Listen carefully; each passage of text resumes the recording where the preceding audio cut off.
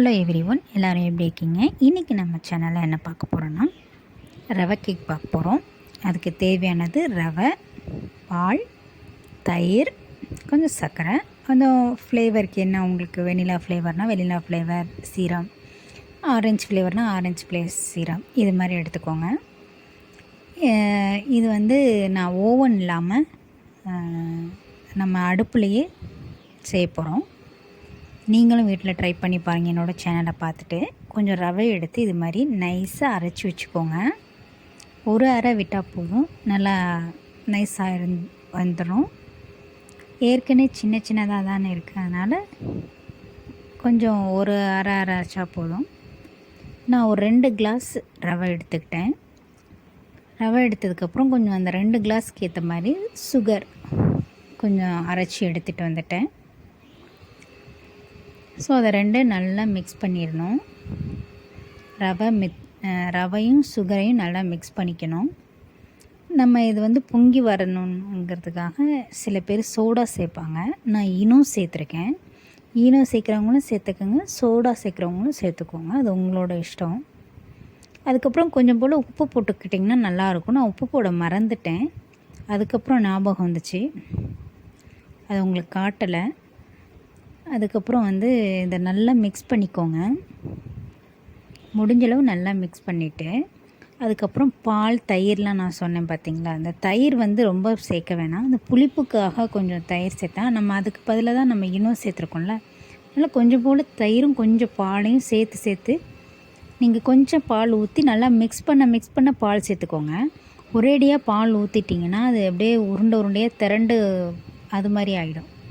So நீங்கள் பால் கொஞ்சம் கொஞ்சமாக சேர்த்து அதுக்கப்புறம் மிக்ஸ் பண்ணி விடுங்க.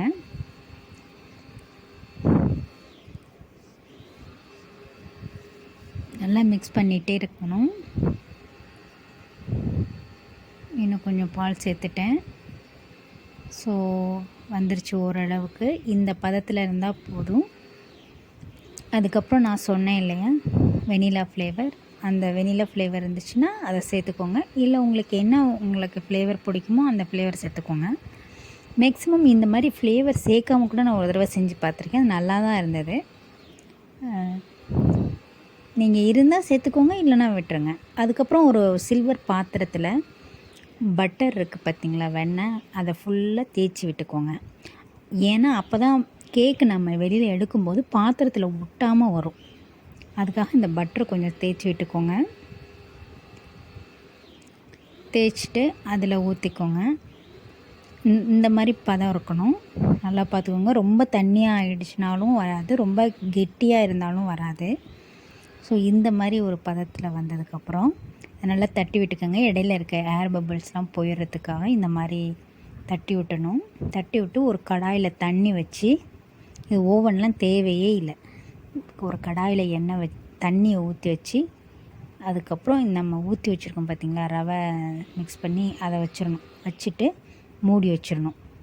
மூடிட்டு ஒரு அரை மணி நேரம் போதும், ஒரு 20 நிமிஷத்துக்குள்ளே மூடியை எடுத்து பார்த்தோம் அப்படின்னா நல்லா உப்பி நல்லா பஃப்னு வந்துருச்சு பாருங்கள் 20 நிமிஷத்துக்குள்ளே.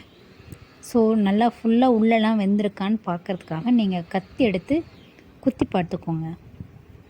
மேலெல்லாம் பிரிஞ்சு வந்திருக்கு பார்த்திங்களா, நம்ம இட்லி சுட்டோம்னா எப்படி மேலே பிரிஞ்சு வரும், அது மாதிரி பாருங்கள்.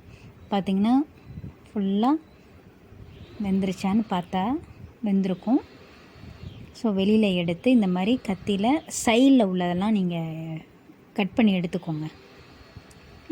டக்குன்னு கொட்டினா வராது, சைடில் உள்ளதெல்லாம் கட் பண்ணி நம்ம வச்சுட்டு அதுக்கப்புறம் தட்டில் கொட்டினோன்னா ஈஸியாக வந்துடும் பாருங்கள். இப்போ மேலே தட்டி விட்டுக்கோங்க, அப்போ தான் அடியில் ஒட்டினதெல்லாம் வலிய வரத்துக்கு ஈஸியாக இருக்கும். ஸோ இதுவே வர மாட்டேங்குது, வந்துச்சு, ரொம்ப அழகாக வந்திருக்கு. அது நான் கத்தியில் கட் பண்ணல, அது கீழே விழுந்திருக்கு ஒரு பீஸ். ஸோ இது மாதிரி ரவை கேக் நீங்களும் செஞ்சு பாருங்கள். நம்ம சேனலை தொடர்ந்து சப்போர்ட் பண்ணுங்கள், சப்ஸ்கிரைப் பண்ணுங்கள், லைக் பண்ணுங்கள், ஷேர் பண்ணுங்கள். மேலே நெய் வேணும்னா நெய் கொஞ்சம் விட்டுக்கோங்க, டேஸ்ட் அதிகம் கொஞ்சம் நல்லாயிருக்கும். பாருங்கள், கட் பண்ணும்போது ஸ்பாஞ்ச் மாதிரி வரதா உங்களுக்கு பார்க்கும்போதே தெரியும். ஸோ இந்த மாதிரி